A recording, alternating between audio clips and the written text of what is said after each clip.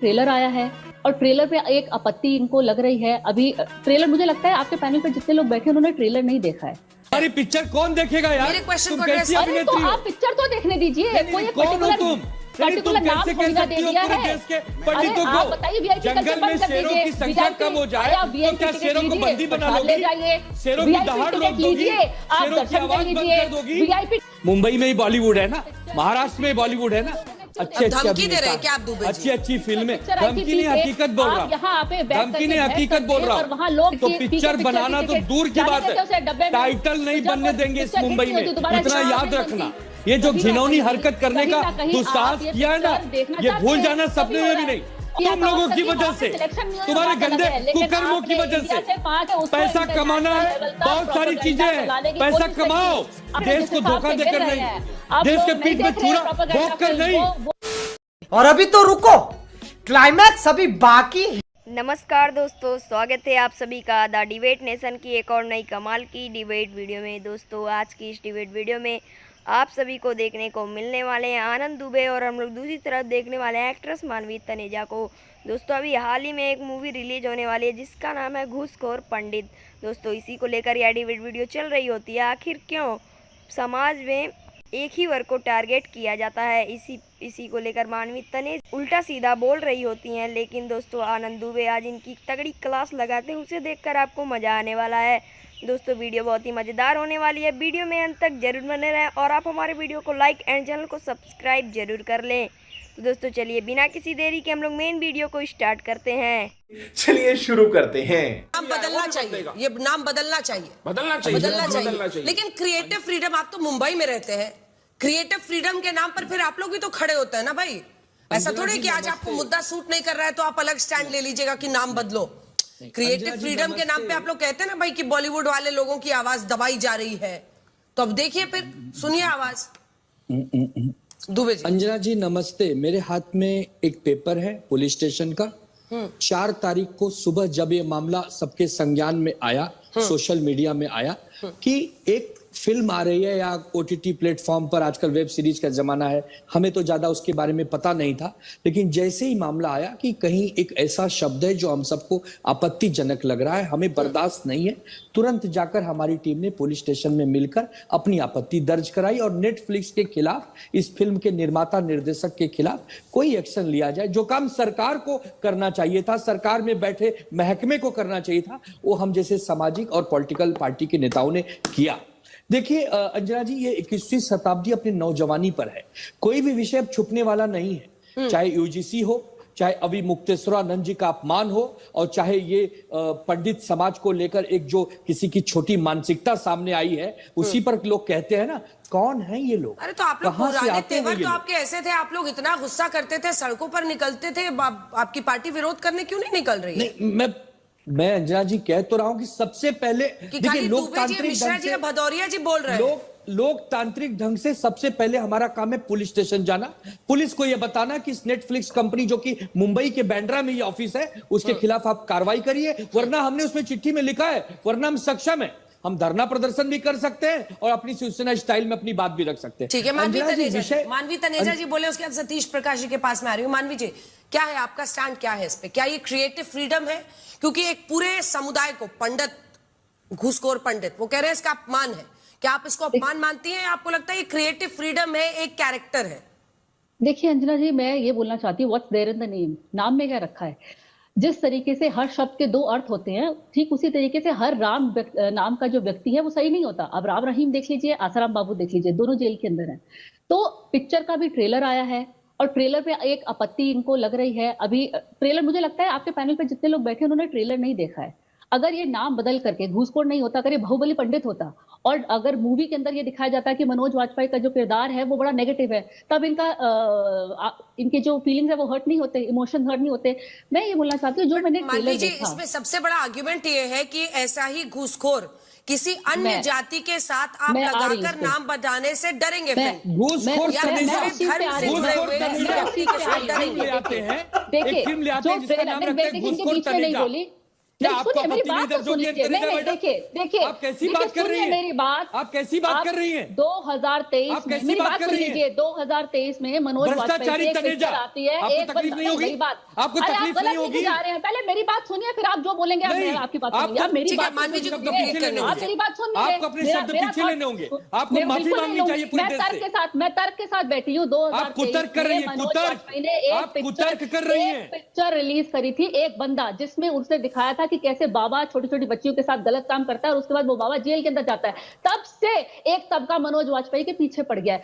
अच्छा, तो कहीं ये डर और भय तो नहीं है कि इस पिक्चर में क्या देखने को मिल जाए, क्या तर्क निकल आए, क्या क्या आप इतने बड़े चैनल पर बैठकर हिंसा फैलाने का काम कर रही है, उपद्रव फैलाने का काम कर रही है। वर्ड आपको दिक्कत दे रहा होगा, लेकिन फिर आपको क्षमा मांगनी चाहिए। वीआईपी कल्चर को खत्म कर दीजिए इसका ना। क्या मतलब है? आप जो हम बगैर जाते हैं। नहीं, आपसे ये दोनों नेता भी सहमत नहीं आज।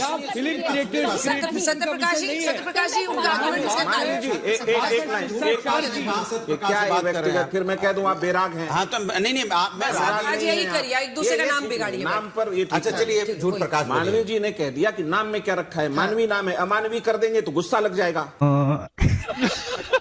नाम में बहुत कुछ रखा है।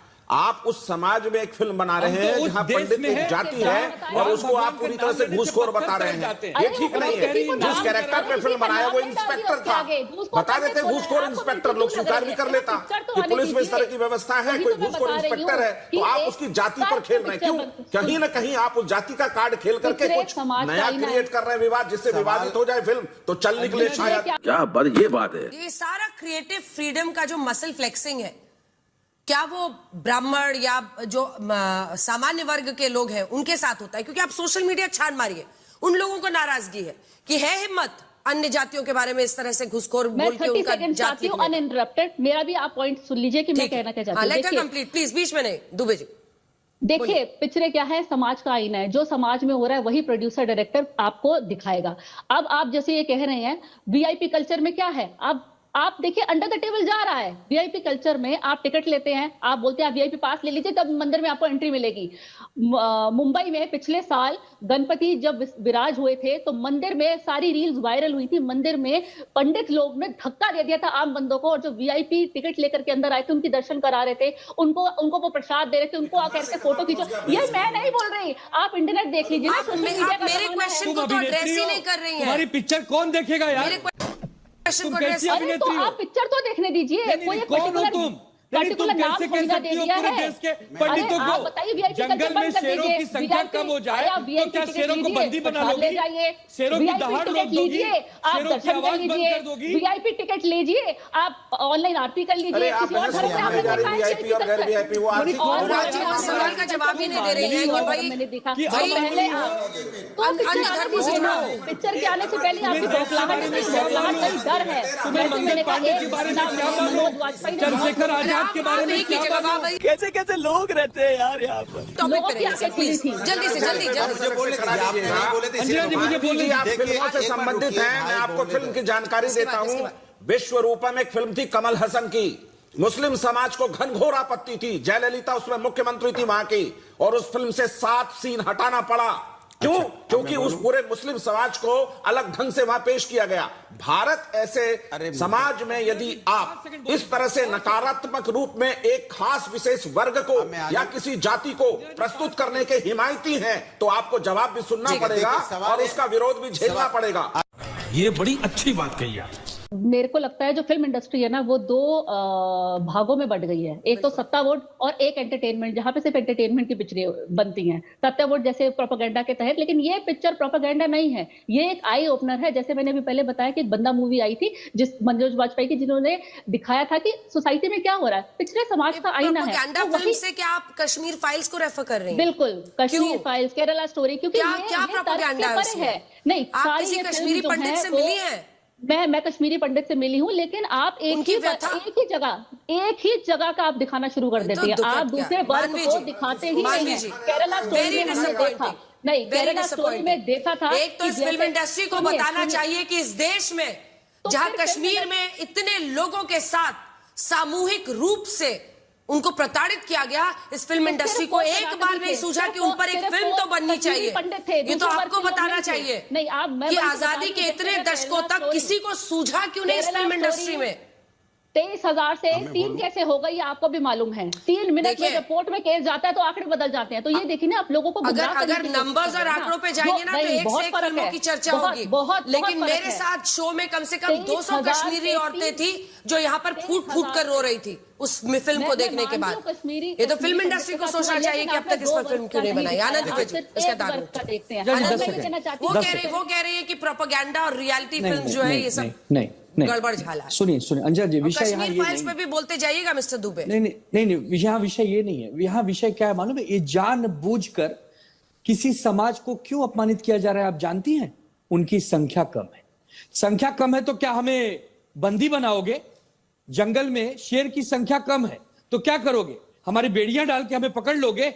इतनी मजाल अभी नहीं हुई है। मुंबई में ही बॉलीवुड है ना, महाराष्ट्र में बॉलीवुड है ना, अच्छे धमकी दे रहे हैं क्या आप दुबे जी? अच्छी फिल्में। धमकी नहीं, हकीकत बोल रहा हूँ। धमकी नहीं, हकीकत बोल रहा हूँ। किसी टाइटल को बदनाम करने का अगर दुस्साहस दोबारा किया, कहीं ना कहीं नीरज पांडे माफी मांग चुके हैं, मनोज वाजपेयी माफी मांग चुके हैं। आने वाले समय में तनेजा सुन लो कान खोलकर, किसी भी देश के नागरिक के समाज को अगर अपमानित करने का दुस्साहस किया तो पिक्चर बनाना तो दूर की बात है, टाइटल नहीं बनने देंगे इस मुंबई में। इतना याद रखना, ये जो घिनौनी हरकत करने का दुस्साहस किया है ना, ये भूल जाना सपने में भी नहीं। और कश्मीर फाइल्स पर तुम्हें क्या ज्ञान है? तुम उसे प्रोपोगंडा बता रही हो? तुम मिली हो कभी जाकर कश्मीरी पंडित भाई बहनों से?